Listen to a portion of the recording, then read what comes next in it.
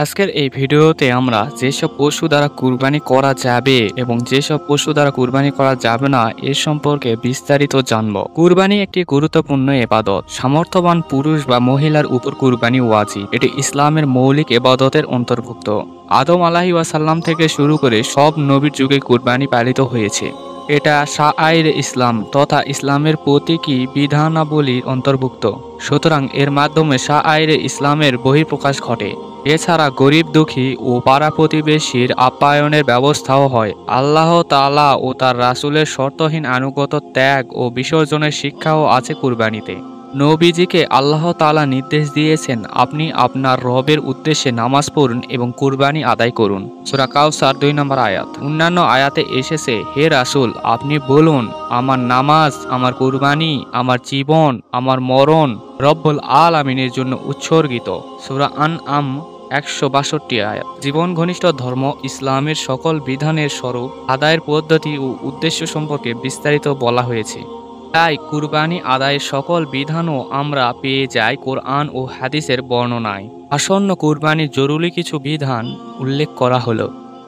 কুরবানির পশু কেমন হবে? কুরবানি দিতে হবে শরীয়ত যে ধরনের পশু পছন্দ করে, যেমন উট, গরু, মহিষ, ছাগল, ভেড়া, দুম্বা ইত্যাদি দিয়ে। এ ধরনের পশুকে কোরআনের ভাষায় বলা হয় বাহিমাতুল আনআম, অর্থাৎ অহিংস্র গৃহপালিত চতুষ্পদ জন্তু।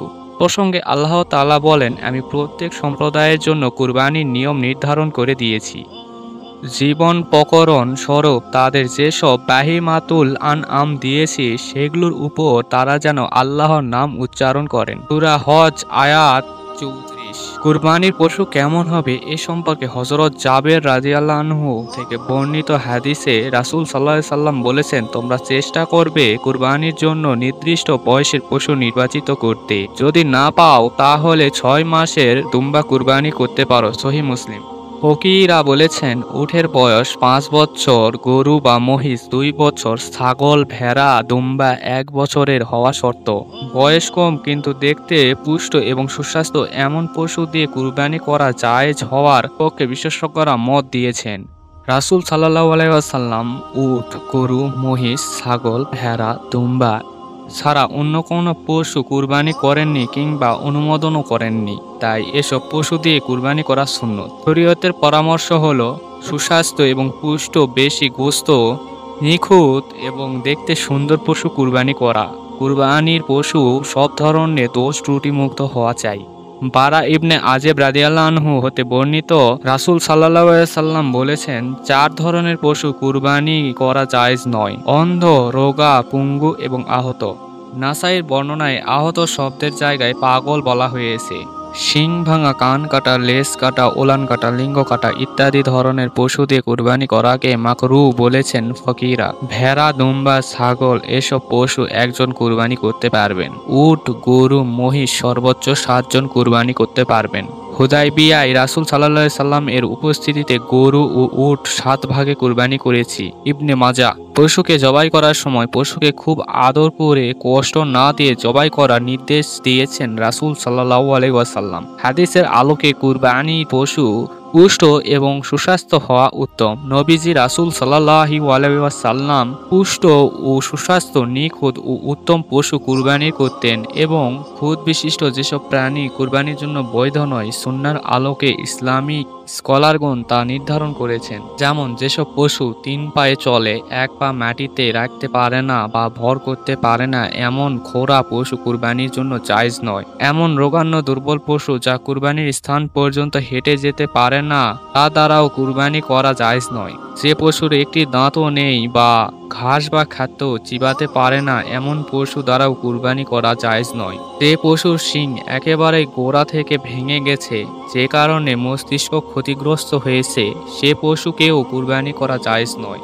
তবে যে পশুর অর্ধেক শিং বা কিছু শিং ফেটে বা ভেঙে গেছে বা শিং একেবারেই ওঠেনি, সেই পশু কুরবানি করার জন্য জায়েজ আছে। যে পশুর লেজ বা কোনো কান অর্ধেক বা তারও বেশি কাটা সে পশু কুরবানি করা জায়েজ নয়। আর যদি অর্ধেকের বেশি থাকে তাহলে তার কুরবানি জায়েজ আছে। তবে জন্মগতভাবে যদি কান ছোট হয় তাহলে অসুবিধা নেই। যে পশু দুটি চোখই অন্ধ বা এক চোখ পুরো নষ্ট সে পশু কুরবানি করা জায়েজ নয়। গর্ভবতী পশু কুরবানি করা জায়েজ, কিন্তু জবাইয়ের পর যদি বাচ্চা জীবিত পাওয়া যায় তাহলে সেটাও জবাই করতে হবে। তবে আবার প্রসবের সময় আসন্ন হলে সেই পশু কুরবানি করা মাকরুহ।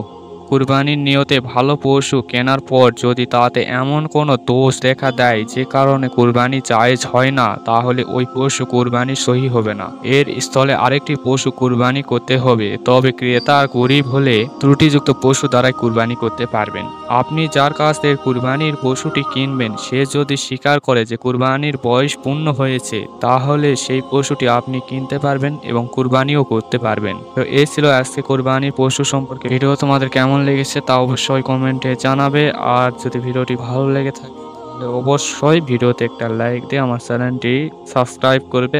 আর কুরবানি সম্পর্কে সবাইকে জানাতে আমার এই ভিডিওটি তোমরা তোমাদের ফ্রেন্ডদের কাছে বেশি বেশি শেয়ার করতে পারো। তো এই ছিল আজকের ভিডিও। দেখা হবে নতুন কোনো আরেক ভিডিওতে। সবাই ভালো থাকবেন, সুস্থ থাকবেন।